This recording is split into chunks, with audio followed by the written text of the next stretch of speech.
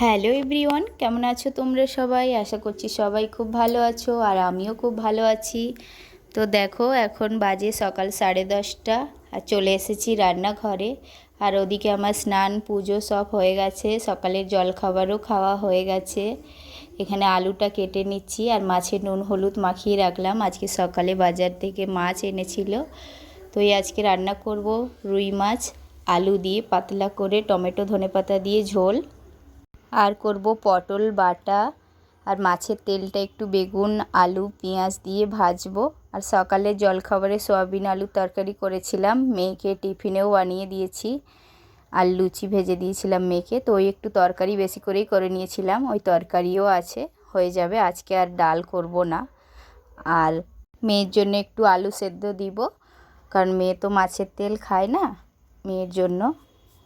আর এদিকে আমি মাছের জন্য টমেটো ধনেপাতাগুলো কেটে নিচ্ছি, আর ওদিকে আমি উনুনটাও ধরিয়ে দিয়েছি, উনুনটাও ভালো করে ধরে গেছে।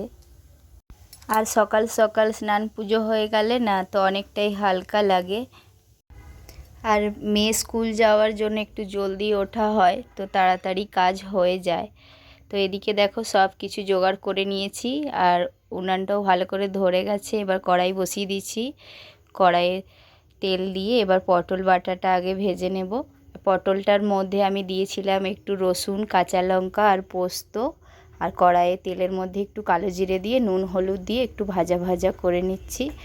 আর পটল বাটা খেতে আমার খুব ভালো লাগে, যে কোনো বাটাই খেতে খুবই ভালো লাগে গরম ভাতের সাথে।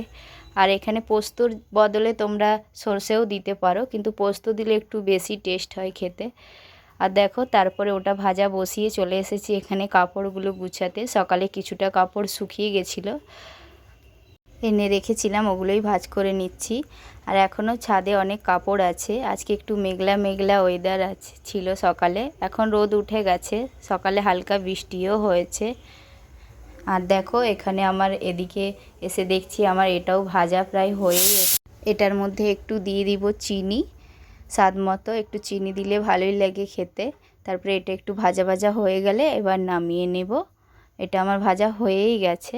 আর দেখো, তারপরে এবার মাছের তেলটাও ভাজা বসিয়ে দিয়েছিলাম। মাছের তেলটা ভাজা বসিয়ে এবার বাগানে এসেছি। এখানে কুমড়ো গাছ হয়েছে খুব সুন্দর আমাদের বাগানে। দেখো, বাজার থেকে না কুমড়ো এনেছিল, ওই কুমড়োর বীজগুলো ছিটিয়ে দিয়েছিলাম, তো দেখো খুব সুন্দরভাবে বেরিয়ে গেছে গাছ। এখানেও ছোট ছোট গাছ বেরিয়েছে, টবে দুটো, আর একটা বড় গাছ হয়েছে। আর নিজের হাতে যখন কিছু লাগাই না, তো ওই জিনিসটা হলে খুবই ভালো লাগে দেখতে। তারপরে দেখো চলে এসেছি, মাছগুলো ভেজে নিচ্ছি। মাছের তেলটাও ভাজা হয়ে গেছে, এবার কড়াইটা ধুয়ে মাছ ভাজা বসিয়ে দিলাম, মাছের ঝোলটা করে নেব। আর যত্ন করে কিছু লাগালে দেখবে চট করে হয় না, কিন্তু এমনি লাগিয়ে দাও দেখো হয়ে যায়, যেমন কুমড়ো গাছগুলো। তারপরে এদিকে দেখো মাছ ভাজা তেলেই আমি আলুগুলো কেটে রেখেছিলাম, আলুগুলো দিয়ে দিচ্ছি। আলুগুলো একটু লাল করে ভেজে নেব। তারপরে ওর মধ্যে দিয়ে দেবো টমেটো, আর দিয়ে দিয়েছি পেঁয়াজ আর রসুনের পেস্ট আর একটু জিরের গুঁড়ো।